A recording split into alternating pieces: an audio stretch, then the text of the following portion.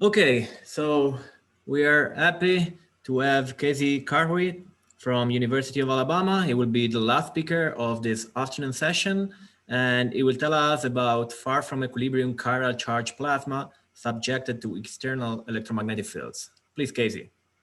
Okay, great. Thank you for the nice introduction. And of course, thank you for letting me give a talk in this HoloTube Jr session. We already had a nice question. Hopefully there'll be some more nice questions, so please feel free to stop me at any time. Um, Now, if you didn't hear that question, yeah, so we'll start with some plasma here, just depicted as this blue glob. And we have a bunch of left and right-handed particles in them, right? So as Carl so kindly pointed out, this worked perfectly in my favor. We see that there is a balanced number of left and right-handed particles, but we're going to change that. Okay. So the talk today is going to be based on some work that I completed earlier this year and is in the process of being published with JHEP. So I just sent in a minor revision, and I'm waiting to hear back from the editor and the referee. So why don't we get started? I will start out with some motivation, tell you why I would want to do this type of thing. And then I'll move into how I do the geometric setup for this problem. I'll discuss some one-point functions. After that, I'll discuss conservation equations in the field theory, and then I'll come to some conclusions. I will mention that all images are hyperlinked to their source, so if you want to figure out where I found one of these images, just click on it. And I always like to include this cartoon because I think it's a very good depiction of what scientists or bad scientists do, which is when someone says to you, please tell us what this awesome breakthrough means, and the physicist just repeats exactly what's on the whiteboard. So I will try my best to not do that. And if you feel like you'd like to know more, please, again, stop me and ask. Right, so Marcus in the last talk actually, and in the previous talk with Mikhail, gave us some motivation for what's happening in these heavy ion collisions. So on the right-hand side here, I have this nice cartoon of what the QCD phase diagram looks like. And really, I'll be interested in this kind of wedge where Rick operates. Okay, and as Marcus said in the previous talk, there is the recent report that this is the most vortical fluid in nature. I'll focus on a different aspect of this, and in particular that this actually has the largest magnetic fields known in nature as well. So Rick really, the quark gluon plasma is really breaking some records. Okay. And what's interesting about these very large magnetic fields is that there are topological gauge configurations that can occur in these quark gluon plasma states. And the result of these topological gauge configurations is that you can have, when there is these enormous magnetic fields present, flipping. So when you calculate this topological charge Q, it's proportional to the difference in the left-handed and right-handed particles, so the difference in the number of the left-handed and right-handed particles. When there's a magnetic field present, that will align these left-handed particles with the magnetic field and the right-handed particles anti-parallel to the magnetic field. And you'll be left with a charge imbalance in the reaction plane. So that's shown in this little cartoon here. You have our famous pancakes that are overlapping. They leave this little almond-shaped region.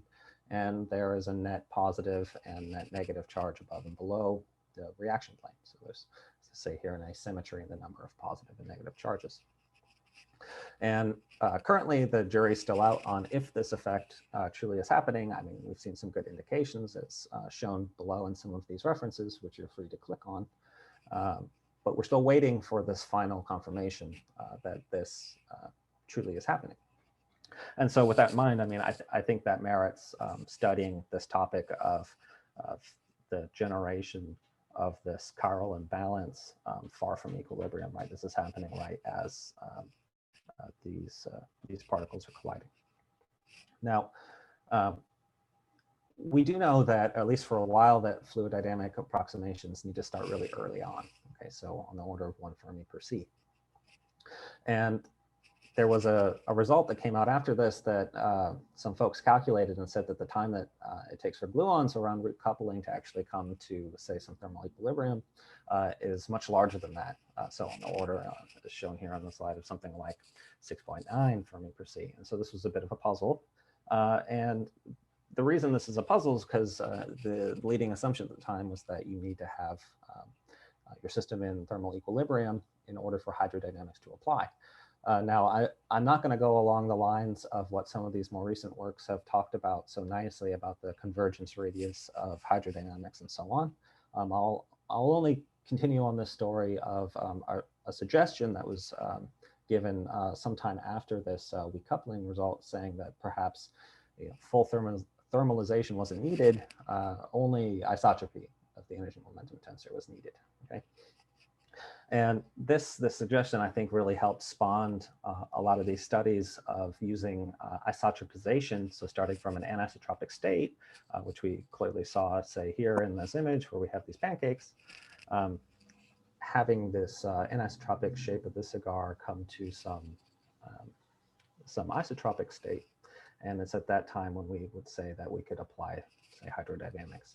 So this isotropization has really stood in as a model of thermalization in these systems. Now, this is HoloTube, or better yet, it's it's HoloTube Jr. I still have the training wheels on.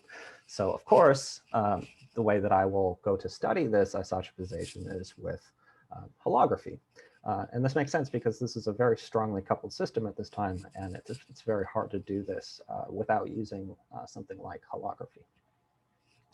So how do I do this? Well, I'm going to work with the following bulk action. And you can see it has all of the standard ingredients. It has an Einstein-Hilbert term. It has some U1 kinetic term. And it has a Chern-Simons term. And the reason for doing this is I will use this, this Einstein-Hilbert term to have some ADS geometry. And I will use the U1 kinetic term and its Chern-Simons term in order to create a chiral imbalance. So I'll produce chiral charges by aligning an electric and magnetic field. So this has been done in the past, well, at least studying isotropization in the presence of a magnetic field. And so the gauge ansatz for one to do that would be something like this, where you have some temporal component where you can obtain some chemical potential. And you have these two terms, which would correspond to a magnetic field directed along the x3 axis. It's been studied before in the past, as I said, by these two authors, one of them including myself. And the system looks something like this. You can use this metric ansatz in order to study this, where you have some transverse plane, x1, x2, and then you have some longitudinal direction that's singled out by the magnetic field direction, right? And this, you can see this is broken, this SO3 symmetry down to this SO2 symmetry. But there's a remaining parity symmetry along the magnetic field. So what I want to do is go further than that and introduce an electric field aligned with this magnetic field in order to have this production of chiral charges. So we break this parity symmetry along the x3 direction with this electric field. And to do this with our metric ansatz, we have to add this parity breaking term. And we'll also have to include this term in our gauge field ansatz in order to have an electric field survive in the boundary theory. Okay. So we do what we normally do. We write down the equations of motion. Here we have just our standard Einstein equations sourced by some U1 gauge field. And we have the curved space Maxwell equations, and they're sourced by this Chern-Simons term. Okay? And if you take the ansatz from the previous page and stick it into these equations of motion, well, it gives you this mess. You can see that it is quite terrible. There are a lot of terms. Okay, so it's probably at this point that you might realize that this will not be an analytic study, as there's no solution that I know of to these equations that is analytic. So we'll do this numerically. But there is some benefits. If you were to stare at this just a little bit, you would see that you can solve these equations for the most part one by one. So you can solve the first, and with the first solve the second, and so on and so forth. Okay. So the way we do this is by writing the equations along radial null geodesics. And in doing so, the equations will partially nest in this case, unlike some of the previous studies. So you can also take these equations of motion and you can try to solve them near the ADS boundary, where you'll find the leading and subleading terms, and you'll also find logarithmic terms. And this is, of course, due to this bulk U1 kinetic term, in particular, the presence of the magnetic field. Actually, there will also be electric field contributions to this, but I'm not showing them here. The expressions are quite long. I invite you to take a look at them in my work. Something else you'll find if you go and solve this near the ADS boundary is two ordinary differential equations. These differential equations are for these asymptotic coefficients. In this case, it is the coefficient A4, the subleading coefficient, and this subleading coefficient F4. Okay, and we'll find some interpretation for these a little bit later on. One thing, whoops, let's go back. One thing to notice is that the differential equation for F4 can be solved explicitly, which is actually quite surprising. You can get an analytic solution for this that has linear terms, some quadratic term, and some initial constant term. Okay. The other differential equation for A4 cannot be solved without the full evolution. It depends on this coefficient B2, which you can find in the near boundary behavior of the bulk electric field, P in this case. Okay, so how do we go about getting solutions? So the way I went about getting solutions to this system is by following along with this characteristic formulation that was first proposed in 2014 to study very similar problems. So what I do is I use a Chebyshev spectral representation for all of my functions. There'll be only functions of the radial direction and of time. And I can solve them in essence one by one. So I start with S, and then I go to F, and then I go to S dot, and I continue down the chain until I get to the end. And once I have that, I can extract time derivatives. So I can extract the information about the time evolution and use that to step forward in time. And you can use whatever stepper you are interested in using. If you have some more time, you can use a more accurate one. If you want quick results, maybe you could use an Adams-Bashforth stepper. I choose to use an RK4 simply because it is quite stable. Of course, there are a lot of details associated with this, which I won't show you, but you're welcome to ask me about. I'm happy to talk about them. In particular, I only solve for the scaled subtracted functions that I've kind of sketched for you here. I've given two examples, one for this B function in the metric, which corresponds to the spatial anisotropy, and for this P function, the bulk electric field. Of course, what I do is I take some scaling, multiply it by a subtracted function, and take off some pieces that will degrade the accuracy of my scheme, in particular the logarithms. Okay, the logarithms really, really hurt the Chebyshev spectral representation. Now, I also will need to fix an apparent horizon on every step, and that's also another detail which you're welcome to ask me about, but I won't dwell on it for the sake of this presentation. So what do you get when you do something like this? Well, you would find something like this. So there's a lot to see in this plot. So first I'll tell you what they are. On the left, we see the spatial anisotropy, the subtracted function, its full time evolution. And on the right, we see the full time evolution of this bulk electric field. So this black line on each of these is the initial profile. So this is the profile that I set. This is initial data. So I first specify a spatial anisotropy, and I also specify a form of the bulk electric field. Then I allow it to time evolve using the method that I've kind of sketched for you below. And I extract these coefficients, these asymptotic coefficients. In this case, B4, which is shown by the red line. You can see it's directed along the ADS boundary here at z equal to 0. And I do the same thing for P, the bulk electric field. So we get this P2 coefficient is this red line on this right curve. Okay. You do this for every single one of the functions. And of course, I can reconstruct the full metric at any time because the subtractions are entirely analytic. but is more useful, at least for my purposes, to compute just the subtracted functions. With these, you can do a bunch of interesting things, including studying probes on top of these fully time-evolved systems, which if you'd like to know more about, please ask me. I also studied these in this work, but I've chosen to focus on one aspect of this for this particular talk. I do have backup slides, so please go ahead if you'd like. So one of the things that you can extract using these asymptotic coefficients, of course, is the energy momentum tensor. So the way you do this is just the standard technique. You're going to vary the on-shell renormalized action. I've written for you here just the general formula to do this in this system. I won't show you how to get this result, but you can look at some previous authors who showed us very nicely how to do this. And I, of course, won't go through the derivation because it is quite lengthy and rather complicated to get it into the Pfeffer-Min-Gramm coordinate system. Instead, I will just talk you through some of the results. So in the graph, I've shown you the energy momentum tensor components. And the solid lines here correspond to having a non-zero Chern-Simons coupling. And the dashed lines correspond to having a zero Chern-Simons coupling. Okay, so we're trying to see what the effect of including this Chern-Simons coupling is. The blue line corresponds to the energy density.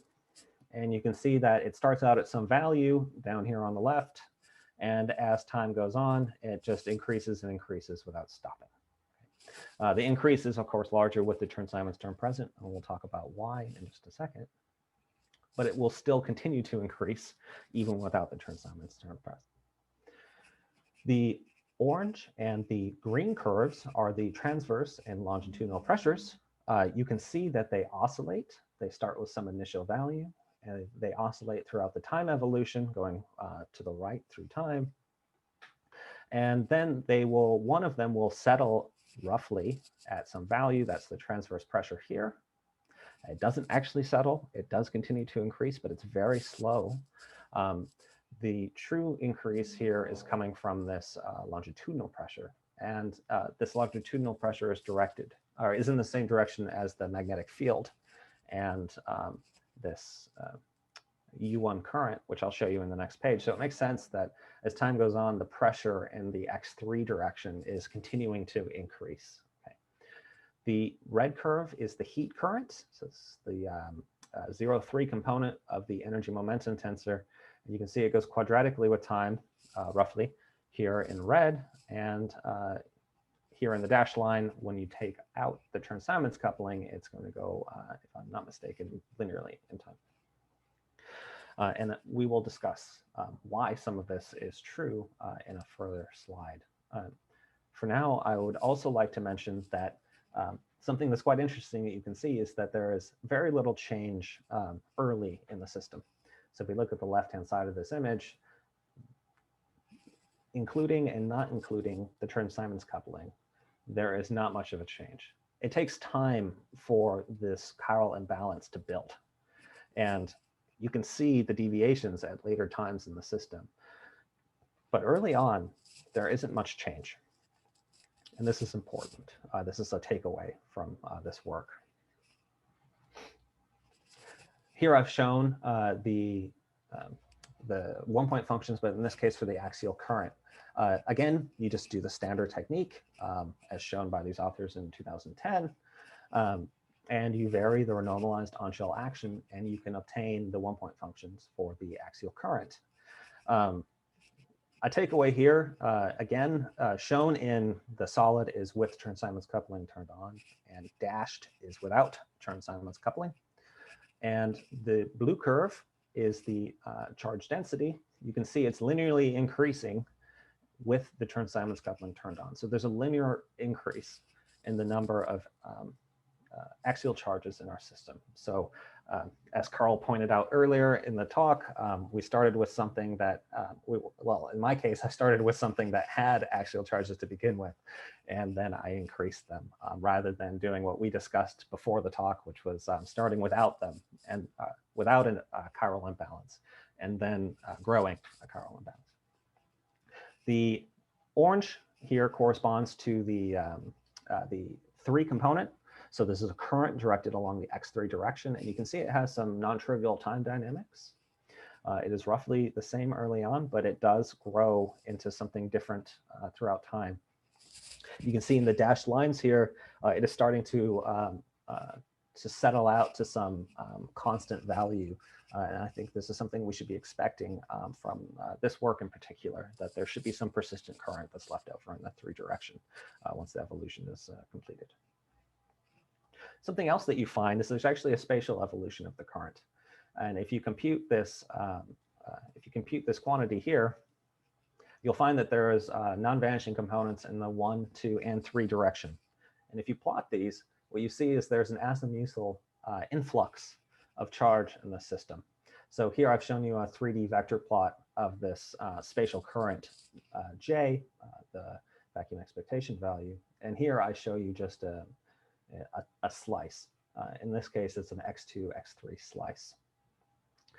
Now you can look at this over time, and what you see is at the beginning of the evolution, we do have this current that is directed along the X3 direction downwards, but we do have this azimuthal influx. And as time goes on, this azimuthally inflowing current will tilt itself so that everywhere in space, it's going to be pointing down towards the X3 direction. So here I've just shown for you 3 different time slices throughout the evolution. And as time goes on, you can see that this current is settling down the X3 direction in the direction of the electric and magnetic fields. So we can ask ourselves, can we understand some of this behavior? Should we have expected some of this, or can we show that some of this is to be expected using a different method? So what you could do is you could look to the field theory, and you can write down some simple conservation equations. Here I have conservation of energy momentum, or perhaps non-conservation because of this current, right? And I have the non-conservation of this current, J mu. We'll make a simple assumption for our model. Very simple, it just has some energy density. It has a heat current directed along the 0, 3 direction, so the X3 direction. It has a transverse and a longitudinal pressure. And the only assumption on this that we'll make is that all of these components are components that are functions of time. We can also make a guess or an ansatz as to what we will use as our current, modeled after what we find in our system. Okay. And if we do that, we'll reduce this system of equations here, the conservation equations, into 3 simple equations. All right, 1 for the charge density, 1 for the heat current, and 1 for the energy density. Now, 2 of these can be solved quite simply. One of them is for the charge density, and we find exactly what we had seen from our evolution, that this should grow linearly in time with the ansatz that we have made. Okay, and the linear growth in time is directly proportional to this anomalous term on the right-hand side of the current conservation equation. The heat current also can be solved, and if you notice, it's exactly what we found from our near boundary analysis. It grows quadratically, linearly, and with a constant. In fact, this is identical to what we found from the near boundary analysis. And this isn't so surprising, given that hydrodynamics is often hiding in gravitational evolution. Okay. So what we can learn from this, the final equation in this, so this equation for the time change of the energy density is exactly a Joule heating term. And it can't be determined without knowing the full evolution of the system. So while this hydrodynamics is powerful, of course, you do have to supply some additional information.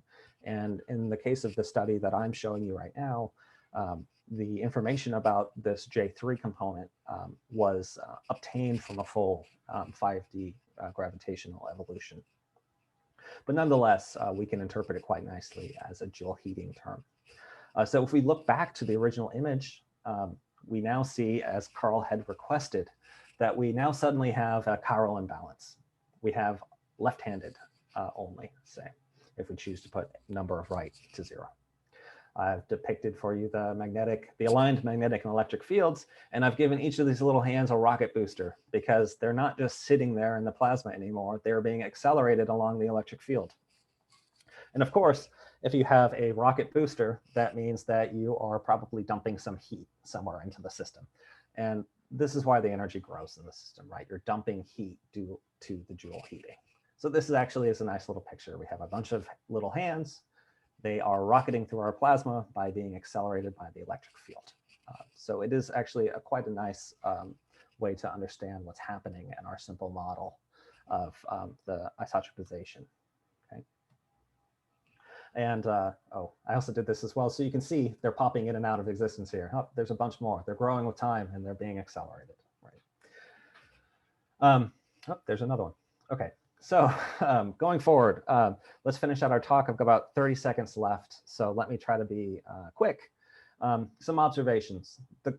These currents grow unboundedly. So you can ask yourself, what is happening? And so there's me. I'm currently thinking deep thoughts, and I'm asking myself what's happening in the system. Well, we have translational invariance. So what that means is that we essentially have a perfect conductor. There's no resistivity. And there's an axial anomaly, which means we have anomalous production of chiral charges. And so the takeaway message is perfect conductance plus anomalous production is equal to unbounded growth. Okay. And luckily, that's the end of my talk.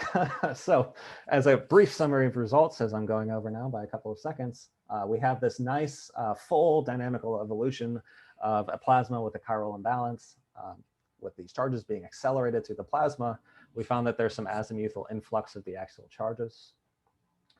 We also found that the conservation equations determine the evolution of the conserved or non-conserved quantities in our case.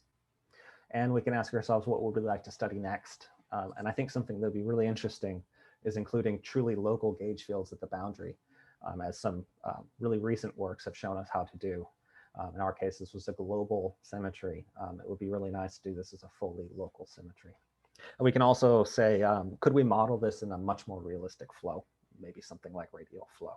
Okay. And that's the end of my talk. So thank you very much for listening. And thank you again for having me. I'm happy to answer any questions you might have. Thank you so much, Casey, for the nice talk. So any question? Marcus, I see your hands up, so speak up. Yes, I have two questions. Okay. So you mentioned there was unbounded growth. Yes. But I learned that if you have a black hole horizon, there is that introduces some kind of dissipation. So why is this not dissipated there? I'm confused about that. Why is this not dissipated there? Well, I mean, I'm constantly dumping the energy into the system, right? There isn't any stop for the dumping, at least in what it is that I'm doing. I haven't given this system any way to dissipate that energy. I think I understand what you're saying is that there should be some ring down of this black brain that I've created, and there should be some dissipative modes at the horizon. And I agree with you. Yeah, I think I'm dumping energy much too quickly. It's not at that stage. I'm sure there is some dissipation, but I can't keep up with this. Okay, there is something else that we're also studying with Matthias and Naveed and Mikhail, which I won't reveal too much here, other than saying that we might have some more answers directed along that line of reasoning soon. So look out for a paper by us in the near future.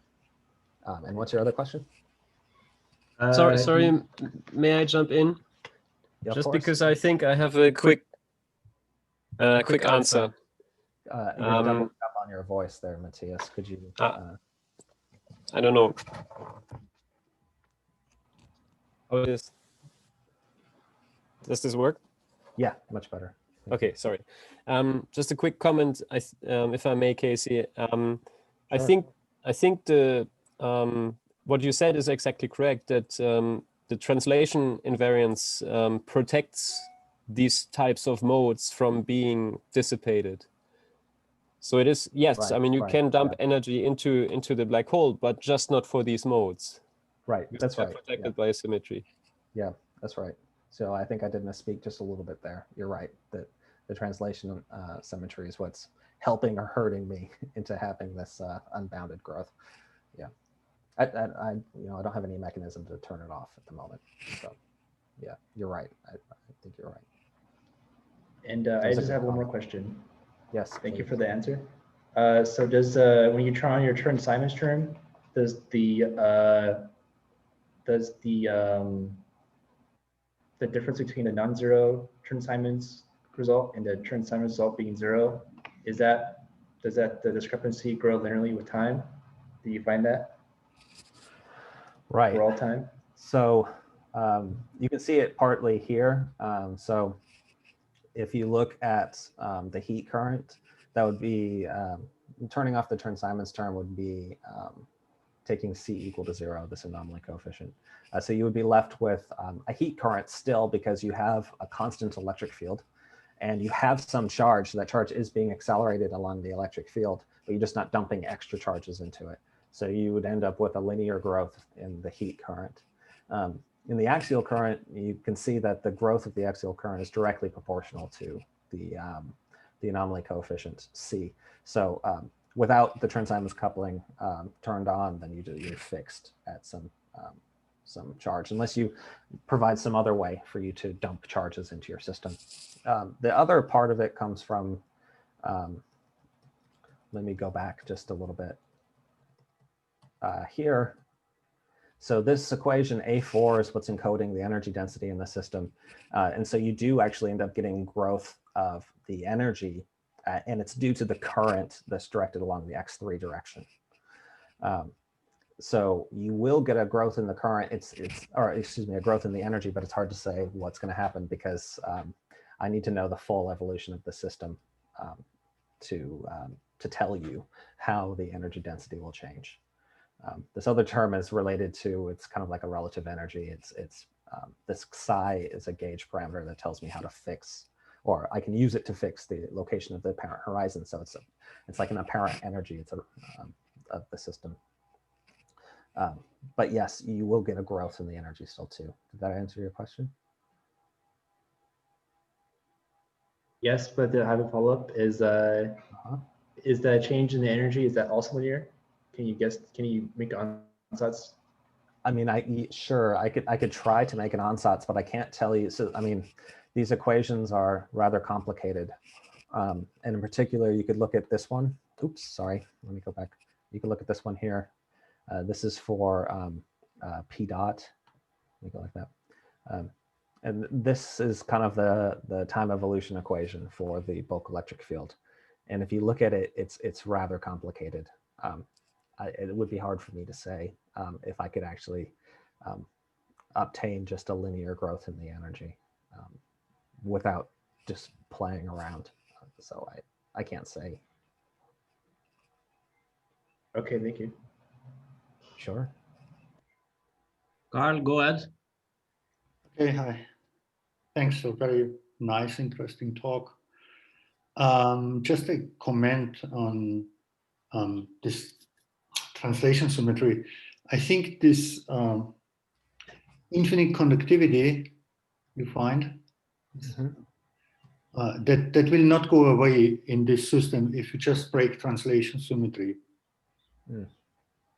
Because it's really an effect of the anomaly, and the corresponding conductivity is dissipationless. So in fact, you can switch on this linear axions or whatever, and compute this chiral conductivity, and it's still there. It doesn't change. It doesn't know anything about it. It just ignores the impurities, so to speak. So, and we looked to this some time ago with Jan Liu and with Gao and so on in hydrodynamics, and we found that in order to get in such anomalous systems, in the background of electric and magnetic field, finite conductivity, you have to break everything. So you have to break translation, of course. You have to break explicitly the charge conservation. So you need to introduce something that makes the symmetry, not that breaks the symmetry, right? some charge scalar with a background, something like this. But then we found that at least, I think for finite chemical potential in this hydrodynamic setup, we also found that you even have to break energy conservation. So it's even worse. So you have to break everything. I don't know how it will work out here, but you definitely have to, in order, translation symmetry, I think will not be enough to get the finite conductivity. Thank you for pointing that out. Yeah, that makes sense. Yeah, but I mean, maybe following up on this, I think Carl, and this is not a comment to Carl, but on this, I mean, this is kind of a toy model of let's say axial current production and corresponding heat current production in a heavy ion collision, right? So in a heavy ion collision, there is a natural cutoff for the time t, which is the freeze out time. Yeah, so you're just evolving for some time and then you're freezing out, and everything, the physics changes. Yeah, so so I guess I mean, I don't know whether this can be done really here. I mean, people know roughly the order of magnitude of the magnetic field in these heavy ion collisions. There's also an associated electric field, which I remember has been discussed by Umut Gursoy in a paper a couple of years ago, where they did also this kind of a similar simulation. So you could get order of magnitude from that one as well. And if you put the freeze out time to be this whatever couple of Fermi over C, do you have any idea how large the heat imbalance in this blob of material is going to be? Did you estimate this maybe? I didn't do any estimates there. No. So one of the things that I will be doing in the future is something more realistic. So like this last bullet point is going to be happening actually pretty soon. I've been awarded a fellowship to work on basically this. Very nice. So I would hope to have some type of an answer for you, and I will be working with someone at BNL. So perhaps I will be able to give some more numbers directed towards experiment and actually get some true predictions from what holography can say about this.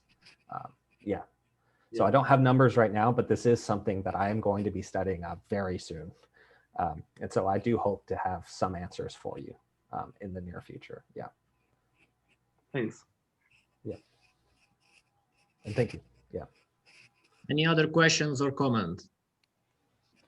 If I may defend my honor, that has just been insulted by Carl. Sure.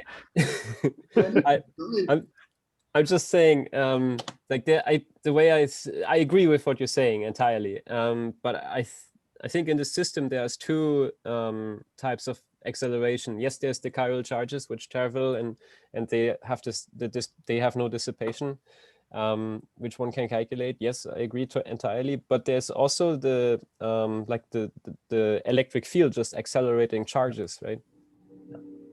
So I think you can dissipate, like, and maybe I missed what you said, but you can dissipate part of this, and then I agree that part of this will remain. No, I think what's happening, at least if you do a naive hydrodynamic analysis, is that of course, this electric field effect is of course there. The translation invariance will give you an infinite conductivity, and we know how to get this finite by breaking translation invariance. But here there is a second mechanism, which is this anomalous mechanism, and that will still give you so you have to do both. You have to, on the one hand, break translation symmetry, and on the other hand, also break the actual U1 symmetry explicitly, not just by the anomaly. There's some sort of tree-level breaking, and then you get some finite. But you've done that, and you still get anomalous transport, right? Yeah, but now it's dissipative because it's just proportional to the amount of charge you have, but the charge decays with time. And on the one hand, you can pump charge. With E and P, you pump charge into the system, but this charge isn't conserved. So it decays also at a certain rate. And then, there will be a sort of dynamic balance between the decay rate and the pumping rate. And it gives you some steady state for the charge, but it doesn't grow anymore linearly. And then you get a finite conductivity.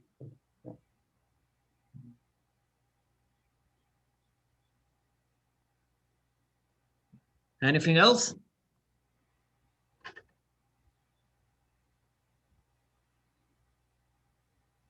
No?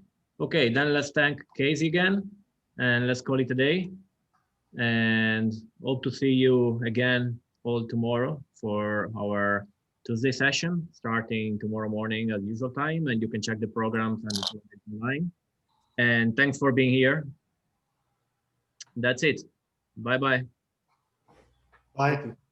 Bye.